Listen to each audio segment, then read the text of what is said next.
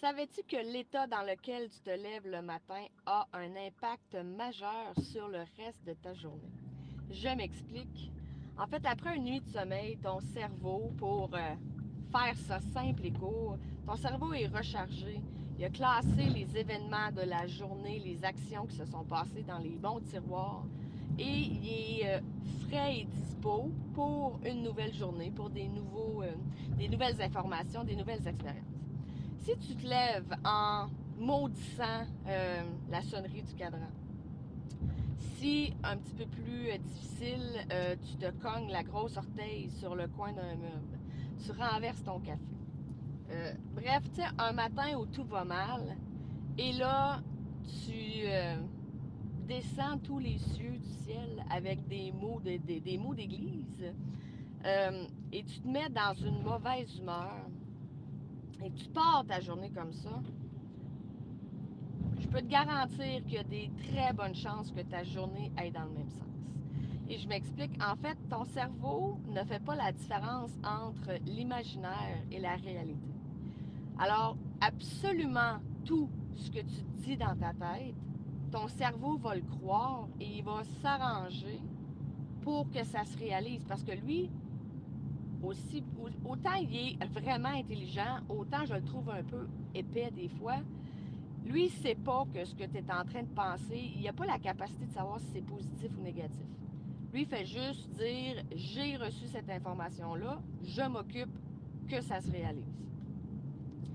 Donc, si tu te répètes constamment, j'ai une journée de marde, tout va mal, bref, des pensées négatives, ben ça va arriver. Tu vas vraiment vivre. Puis en plus, c'est que tu vas sécréter les hormones qui vont aller dans le même sens de la négation.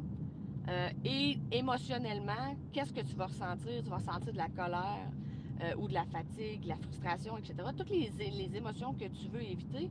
Euh, alors, tu vas passer ta journée comme ça. Et là, consciemment ou inconsciemment, ta journée va avancer, ça va aller tout croche, et tu vas croire que tu avais raison de penser que tu allais avoir une journée de merde. Ce qui est faux. Parce que tu n'avais pas raison de croire ça, tu n'avais pas raison d'anticiper ou de dire de façon définitive que tu allais passer une journée tout croche. Mais tandis que les événements vont s'enchaîner dans le même sens, tu vas penser que tu as raison. Et quand ça va se reproduire, là, ça te crée un chemin neuronal. J'ai fait, il y a une autre de mes capsules où je parle du chemin neuronal, des chemins neuronaux en fait. Euh, alors là, à chaque fois que ça va arriver, vu que c'est arrivé la première fois puis que tu avais raison, ben la deuxième, tu as encore plus raison. Puis la troisième, tu as encore plus raison. Tout ça pour dire, fais attention de l'état dans lequel tu veux que ta journée se passe à ton réveil.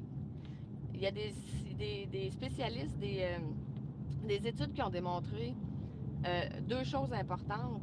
L'état dans lequel tu t'endors, puis l'état dans lequel tu te réveilles. Fait en t'endormant, de là pourquoi ceux qui font de la méditation, ça peut aider, de la cohérence cardiaque, des pensées positives, euh, de la visualisation.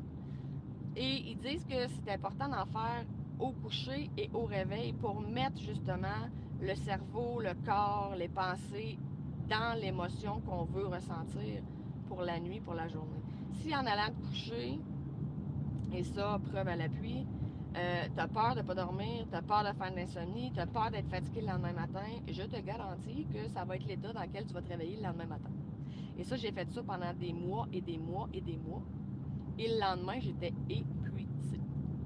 T'es peut-être pas rendu au point où tu vas te dire, je vais dormir super bien et récupérer et être pleine d'énergie demain. Mais un truc que j'avais eu dans une formation, c'était de simplement me dire, quand je me réveille, au lieu de paniquer puis de me dire, oh mon Dieu, je vais être fatiguée demain, de prendre le temps de me rendre compte à quel point je suis confortable. Je suis au chaud, dans mes couvertures, dans un lit. Euh, je peux relaxer. J'ai pas. je suis pas surchargée, je fais pas un travail physique en plein milieu de la nuit. Fait que de juste prendre le temps de respirer, de me reposer,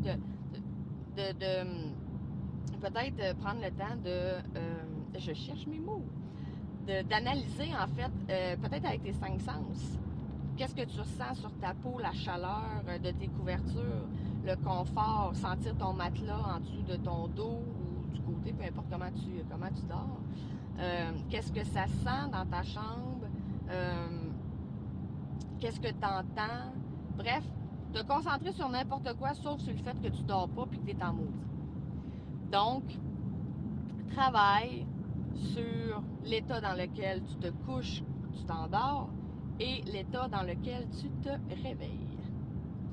Et je te dis qu'on va se revoir pour d'autres capsules. Ce sera enfin la dernière en voiture parce que le Salon du Livre de Montréal se termine aujourd'hui. Alors j'ai hâte de vous revenir avec plein de belles capsules. Bye!